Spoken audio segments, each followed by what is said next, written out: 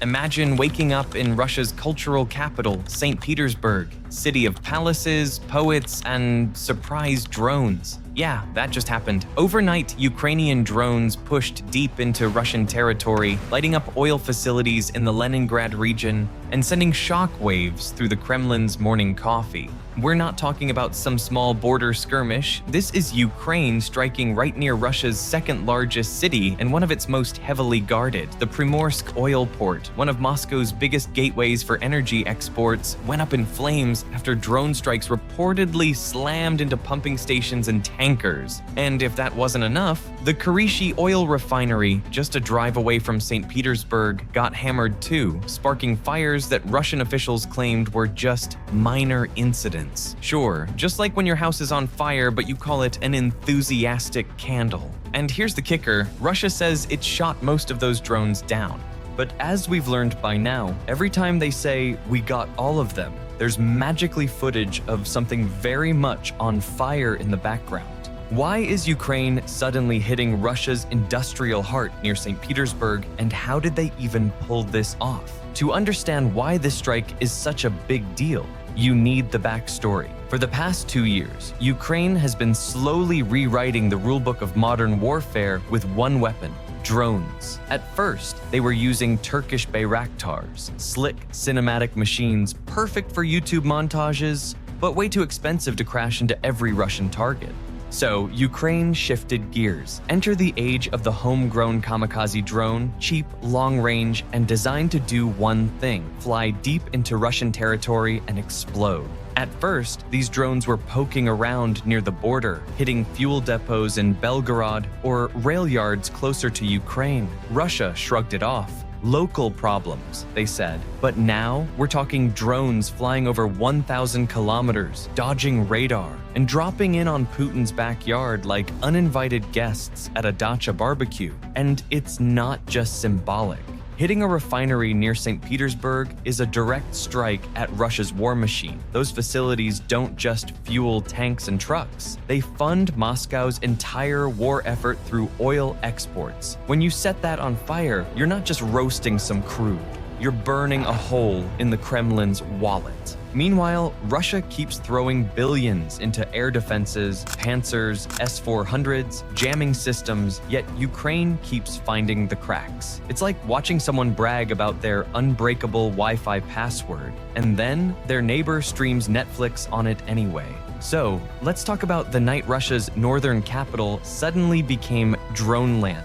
First target, Primorsk oil port, the crown jewel of Russia's Baltic exports. This place moves millions of tons of oil every year, straight into Europe and beyond. Ukrainian drones slipped past the defenses, slammed into pumping stations, and suddenly, one of Russia's busiest energy lifelines was covered in flames. Export schedules disrupted, tankers damaged, local officials scrambling to spin it as nothing to see here. But the hits didn't stop there. About an hour's drive from St. Petersburg, the Kirishi oil refinery, one of the largest in the entire country, lit up the night sky after another wave of drones tore through. Russia quickly claimed they intercepted 3 drones, but somehow those intercepted drones still managed to set a refinery on fire. That's like saying you caught the ball while it's still bouncing off your face.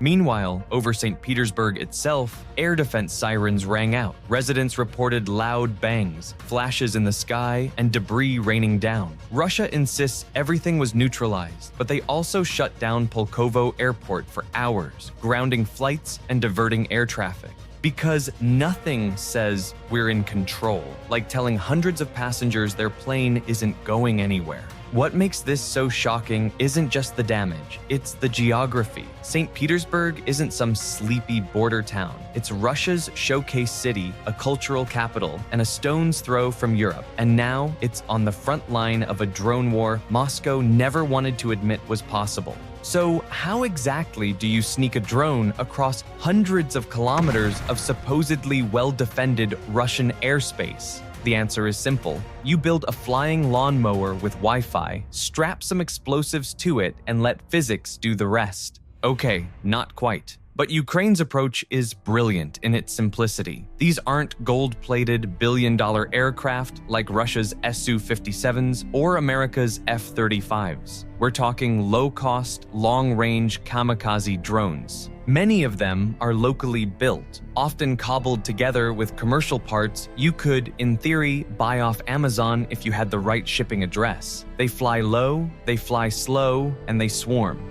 Radar hates that combo. Russia's problem? Their defenses are designed to catch high-speed jets or ballistic missiles, not an army of buzzing air mopeds. You can't exactly fire a $1 million S-400 missile at a drone built for 20 grand. That's like swatting mosquitoes with cruise missiles. Economically, it makes no sense. But if you don't shoot them down, well, then you get Primorsk and Kirishi going up like barbecue pits. Ukraine also plays it smart with timing. Night raids, coordinated waves, and attacks spread across multiple regions force Russia to scramble resources. Defend St. Petersburg, and suddenly Kursk or Belgorod gets hit. Cover the oil terminals, and your airport shuts down. It's a game of whack-a-mole, except the mole has explosives and a one-way ticket. And while Russia brags about jamming GPS, Ukraine's drones keep finding their targets. Either those jammers aren't working, or someone forgot to turn them on. Honestly, at this point, Russian air defense sounds like one of those 100% effective mosquito sprays until you wake up covered in bites. The first and most obvious consequence: money. Oil exports are Russia's lifeline, paying for the war and keeping the lights on at home. When drones torch refineries and ports, it doesn't just cause pretty fireballs for Telegram videos, it strangles revenue. Even short-term shutdowns can ripple through global markets, and Moscow hates looking weak in front of its energy customers. If Europe thought sanctions were hurting Russia, wait until drones start doing the heavy lifting. Second, there's the military angle. Fuel is the blood of any army. No diesel, no tanks, no jet fuel, no air force. If Ukraine can keep hammering Russia's refineries and terminals, suddenly Moscow isn't just fighting NATO-grade weapons on the battlefield, it's fighting fuel shortages at home. Soldiers might find themselves standing next to idle tanks, wondering why their rationed fuel smells suspiciously like watered-down vodka. Third, psychological and political shockwaves. This wasn't Belgorod, Kursk, or some border village. This was St. Petersburg, the jewel of Russia's empire, home of the czars, birthplace of revolutions, the city Putin himself loves to showcase as Russia's European capital. Now it's the city where civilians hear drones buzzing overhead and airports shut down for hours. That cracks the illusion of safety. And inside the Kremlin, it's humiliating. Putin can brag about victory parades all day, but when explosions rock oil ports and airports within driving distance of his hometown, the strongman image starts looking more like man with strong excuses. Internationally, it's also a flex for Ukraine. Kyiv is sending a clear message. You can bomb us every day, but don't think your big cities are untouchable. It puts pressure on Russia, but also on Western allies to keep supporting Ukraine's drone program, because, frankly, it's working. So, how has Russia responded? Predictably, with a mix of denial, bravado, and airport closures. Officials insist most drones were intercepted, fires were minor, and operations resumed quickly. Meanwhile, videos keep popping up online of oil terminals burning like bonfires at a music festival. It's the same routine we've seen for months. Russia says all clear, but the smoke tells another story. On the ground, Moscow is scrambling to reinforce defenses around St. Petersburg. More panzers, more radar, more checkpoints. But here's the uncomfortable truth. Russia is trying to cover the largest country in the world with air defenses. That's like trying to patch a sinking ship with duct tape. You'll never have enough.